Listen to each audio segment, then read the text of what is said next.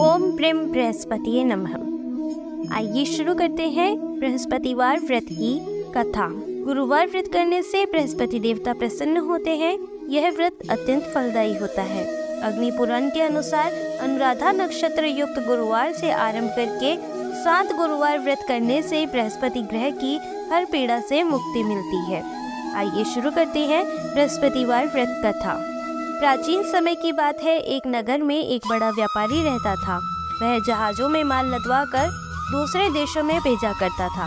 वह जिस प्रकार अधिक धन कमाता था उसी प्रकार जी खोलकर दान भी करता था, परंतु उसकी पत्नी अत्यंत कंजूस थी।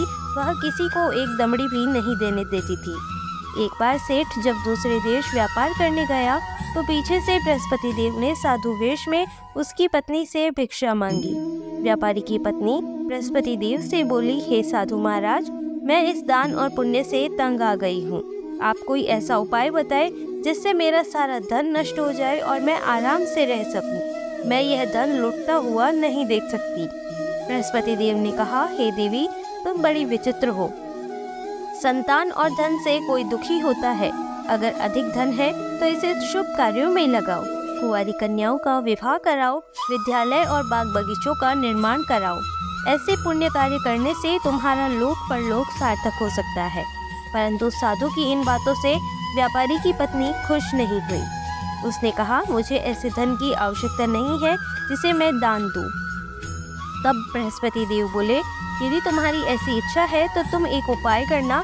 7 बृहस्पतिवार घर को गोबर से लीपना, अपने केशों को पीली मिट्टी से धोना, केशों को धोते समय स्नान करना, व्यापारी से हजामत बनाने को कहना, भोजन में मांस मदिरा खाना, कपड़े अपने घर धोना। ऐसा करने से तुम्हारा सारा धन नष्ट हो जाएगा। इतना कहकर बृहस्पति देव अंतर्ध्यान हो गए। व्यापारी की पत्नी ने बृहस्पति देव के कहे अनुसार 7 बृहस्पतिवार वैसा ही करने का निश्चय किया। केवल 3 बृहस्पतिवार ही बीते थे कि उसकी समस्त धन संपत्ति नष्ट हो गई और वह परलोक सिधार गई। जब व्यापारी वापस आया तो उसने देखा कि उसका सब कुछ नष्ट हो चुका है। उस व्यापारी ने अपनी पुत्री को सांत्वना दी और दूसरे नगर में जाकर बस गया।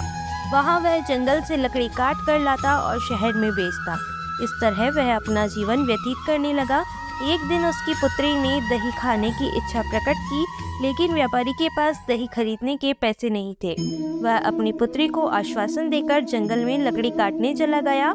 वहाँ एक वृक्ष के नीचे बैठ अपनी पूर्व दशा पर विचार कर रोने लगा। उस दिन बृहस्पतिवार था। तभी वहाँ बृहस्पति देव साधु के रूप में सेठ के पास आए और बोले, हे मनुष्य, तू इस जंगल में किस चिंता में बैठा है? तब व्यापारी बोला, हे महाराज, आप सब कुछ जानते हैं। इतना कहकर व्यापारी अपनी कहानी सुनाकर रो पड़ा। बृहस्पति देव बोले, देखो बेटा, तुम्हारी पत्नी ने बृहस्पति देव का अपमान किया था, इसी कारण तुम्हारा यह हाल हुआ है। लेकिन अब तुम किसी प्रकार की चिंता मत करो। तुम गुरुवार के दिन बृहस्पति देव का पाठ करो। 2 पैसे के चने और गुड़ को लेकर जल के लोटे में शक्कर डालकर वह अमृत और प्रसाद अपने परिवार के सदस्यों और कथा सुनने वालों में बांट दो। स्वयं भी प्रसाद और चरणामृत लो। भगवान तुम्हारा अवश्य कल्याण करेंगे। साधु की बात सुनकर व्यापारी बोला, महाराज, मुझे तो इतना भी नहीं बचता कि मैं अपनी पुत्री को दही लाकर दे सकूं। इस पर साधु जी बोले, तुम लकड़ियां शहर में बेचने जाना। तुम्हें लकड़ियों के दाम पहले से 4 गुने मिलेंगे, जिससे तुम्हारे सारे कार्य सिद्ध हो जाएंगे। उसने लकड़ियां काटी और शहर में बेचने के लिए चल पड़ा।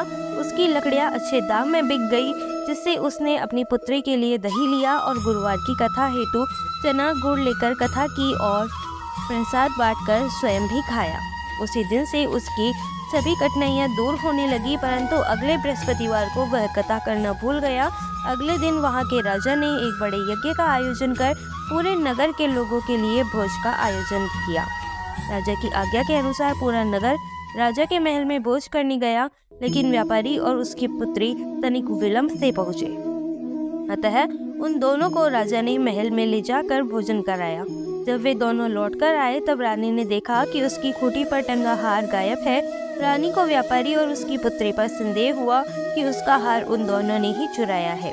राजा की आज्ञा से उन दोनों को कारावास की कोठरी में कैद कर दिया गया। कैद में पड़कर दोनों अत्यंत दुखी हुए। वहां उन्होंने बृहस्पति देवता का स्मरण किया।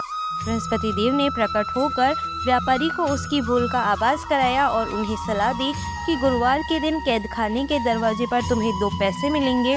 उनसे तुम चने और मुनक्का मंगवाकर विधि पूर्वक बृहस्पति देवता का पूजन करना, तुम्हारे सब दुख दूर हो जाएंगे। बृहस्पतिवार को कैद खाने के द्वार पर उन्हें 2 पैसे मिले। बाहर सड़क पर एक स्त्री जा रही थी। व्यापारी ने उसे बुलाकर गुड़ और चने लाने को कहा। इस पर वह स्त्री बोली, मैं अपनी बहू के लिए गहने लेने जा रही हूँ, मेरे पास समय नहीं है। इतना कहकर वह चली गई। थोड़ी देर बाद वहाँ से एक और स्त्री निकली। व्यापारी ने उसे बुलाकर कहा कि बहन, मुझे बृहस्पतिवार की कथा करनी है, तो मुझे 2 पैसे के गुड़ चना ला दो। बृहस्पति देव का नाम सुनकर वह स्त्री बोली, भाई मैं तुम्हें अभी गुड़ चना लाकर देती हूँ। मेरा इकलौता पुत्र मर गया है, मैं उसके लिए कफन लेने जा रही थी, लेकिन मैं पहले तुम्हारा काम करूँगी, उसके बाद अपने पुत्र के लिए कफन लाऊंगी। वह स्त्री बाजार से व्यापारी के लिए गुड़ चना ले आई और स्वयं भी बृहस्पति देव की कथा सुनी। कथा के समाप्त होने पर वह स्त्री कफन लेकर अपने घर गई। घर पर लोग उसके पुत्र की लाश को राम नाम सत्य है कहते हुए शमशान ले जाने की तैयारी कर रहे थे। स्त्री बोली, मुझे अपने लड़के का मुख देख लेने दो। अपने पुत्र का मुख देखकर उस स्त्री ने उसके मुख में प्रसाद और चरणामृत डाला। प्रसाद और चरणामृत के प्रभाव से वह पुनर्जीवित हो गया। पहली स्त्री जिसने बृहस्पति देव का निरादर किया था, वह जब अपने पुत्र के विवाह हेतु पुत्रवधू के लिए गहने लेकर लौटी और जैसे ही उसका पुत्र घोड़ी पर बैठकर निकला, वैसे ही घोड़ी ने ऐसी उछाली कि वह घोड़ी से गिरकर मर गया। यह देख स्त्री रो रो कर बृहस्पति देव से क्षमा याचना करने लगी। उस स्त्री की याचना से बृहस्पति देव साधु वेश में वहां पहुंचकर कहने लगे, देवी तुम्हें अधिक विलाप करने की आवश्यकता नहीं है, यह बृहस्पति देव का अनादर करने के कारण हुआ है। तुम वापस जाकर मेरे भक्त से क्षमा मांगकर कथा सुनो, तभी तुम्हारी मनोकामना पूर्ण होगी। जेल में जाकर उस स्त्री ने व्यापारी से माफी मांगी और कथा सुनी। कथा के उपरांत वह प्रसाद और चरणामृत लेकर अपने घर वापस गई। चरणामृत अपने मृत पुत्र के मुख में डाला। चरणामृत के प्रभाव से वह जीवित हो उठा। उसी रात बृहस्पति देव राजा के सपने में आए और बोले, हे राजन, तूने जिस व्यापारी और उसकी पुत्री को जेल में कैद कर रखा है वह बिल्कुल निर्दोष है। तुम्हारी रानी का हार वहीं खूंटी पर टंगा है। दिन निकला तो राजा रानी ने हार खूंटी पर लटका हुआ देखा। राजा ने उस व्यापारी और उसकी पुत्री को रिहा कर दिया और उन्हें आधा राज्य देकर उसकी पुत्री का विवाह उच्च कुल में करवाकर दहेज में बहुत सारे हीरे जवाहरात दिए। बोलिए बृहस्पति देव की जय। आशा है कि आज की ये वीडियो आपको पसंद आई होगी। वीडियो अगर पसंद आई हो तो लाइक कीजिएगा, शेयर कीजिएगा और कमेंट बॉक्स में जाकर जय बृहस्पति देव अवश्य लिखिएगा। और साथ ही चैनल पर नए हैं तो चैनल को सब्सक्राइब जरूर कर लीजिएगा। Thank you for watching.